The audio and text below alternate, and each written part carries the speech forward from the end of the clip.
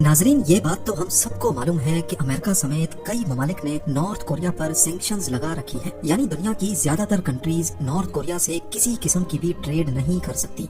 ऐसा माना जाता है कि नॉर्थ कोरिया पर ये सैंक्शंस न्यूक्लियर वेपन प्रोग्राम की वजह से लगाई गई है, लेकिन असल में ये नॉर्थ कोरियन डिक्टेटर का सख्त बिहेवियर ही है जो इन सैंक्शंस की असल वजह बना है। Kim Jong Un north Korean president हैं, लेकिन ये अपनी जिंदगी बादशाहों की तरह गुजारते हैं। स्विस वॉचेस से लेकर प्राइवेट यॉट्स तक ऐसी कोई चीज नहीं है जो इनके पास ना हो।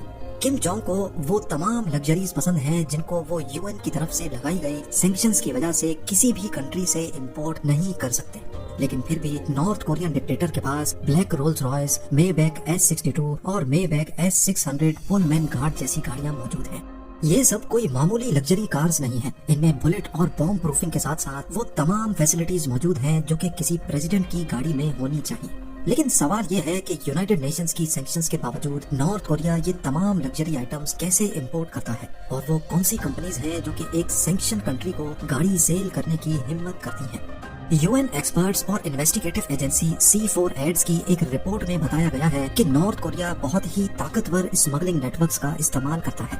अगर बात की जाए मर्सिडीज मेबैक की, तो ये जर्मनी में मैन्युफैक्चर होती है। जब कंपनी से पूछा गया कि उन्होंने सैंक्शंस के बावजूद नॉर्थ कोरिया में गाड़ी क्यों सेल की, तो उनका कहना था कि उनके पास इन गाड़ियों का कोई रिकॉर्ड ही नहीं है।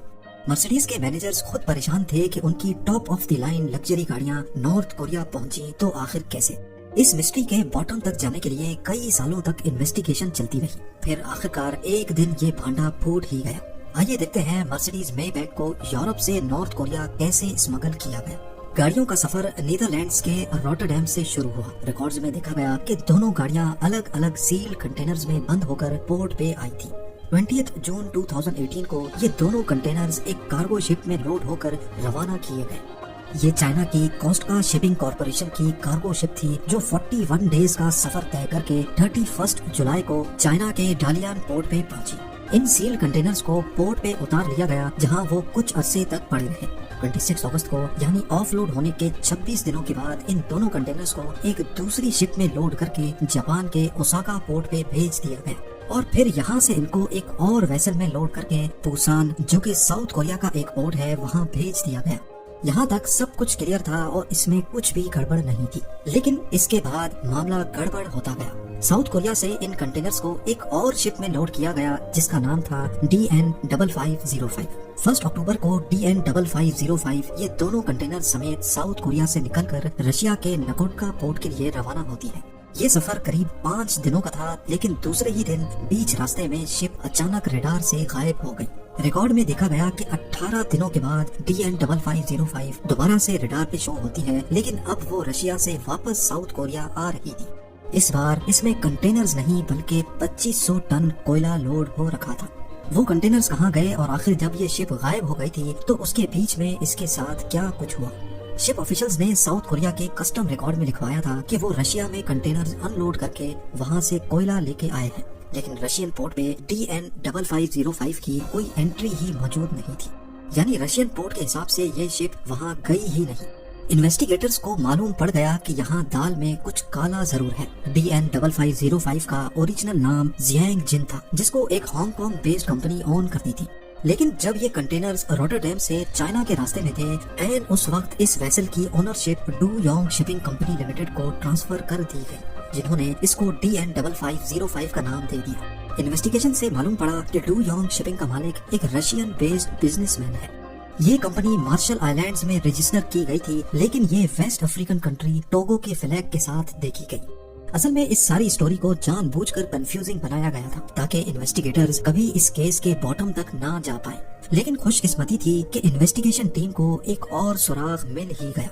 DN5505 को जिस दिन रशिया पहुंचना था उसके 3 दिनों के बाद 7 अक्टूबर को 3 इल्यूजन 76 एयरक्राफ्ट्स ने नॉर्थ कोरिया से रशिया के शहर व्लादिवोस्टॉक में लैंड किया। और ये जहाज नॉर्थ कोरियन मिलिट्री सिर्फ तब इस्तेमाल करती है जब उनको हैवी कार्गो ट्रांसपोर्ट करना हो। इन जहाजों में रशिया से क्या लोड होकर गया इसका रिकॉर्ड भी किसी के पास नहीं था। एक और कोइंसिडेंस ये था कि जिस रशियन बिजनेसमैन ने DN5505 की शिपिंग कंपनी को अचानक से खरीद लिया था, वो भी व्लादिवोस्टॉक का ही रहने वाला था। تو اب سب کچھ کلیئر ہونے لگا کہ یہ مرسیڈیز مے بیک پوری دنیا گھوم کر اصل میں رشیا سے ہی نارتھ کوریا گئی تھی، لیکن آبویسلی اس کا کوئی پروف نہیں ہے۔ اب یہ تو رہی صرف گاڑیوں کی اسمگلنگ۔ اپنی ریکوائرمنٹس پوری کرنے کے لیے نارتھ کوریا آئل کی اسمگلنگ بھی ایسے طریقے سے کرتا ہے جس کی کانوں کان کسی کو بھی خبر نہیں پڑتی، پر ایک انویسٹیگیشن میں پروفز کے ساتھ یہ اسمگلنگ کریک کر دی گئی۔ نارتھ کوریا کا کہنا ہے کہ ان کے پاس خود کے آئل ریزروز موجود ہیں، لیکن آج تک وہ کوئی ثبوت نہیں دے پائے۔ دنیا کو یہی لگتا ہے کہ نارتھ کوریا جھوٹ کا سہارا لیتا ہے اور آئل بھی اسمگل ہی کرتا ہے۔ یونائیٹڈ نیشنز اور نیو یارک ٹائمز کی ایک انویسٹیگیٹو رپورٹ میں بتایا گیا ہے کہ ڈائمنڈ 8 نامی ایک شپ نے کئی بار نارتھ کوریا وزٹ کیا اور اس کے آپریشنز میں بہت گڑبڑ دیکھی گئی۔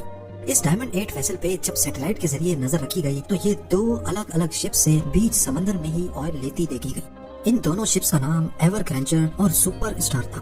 مئی 2020 کو ڈائمنڈ 8 تائیوان کی کوسٹ کے قریب دیکھی گئی۔ اسی وقت تائیوان کے پورٹ پہ سپر اسٹار نامی ویسل آئل لوڈ کر رہی تھی۔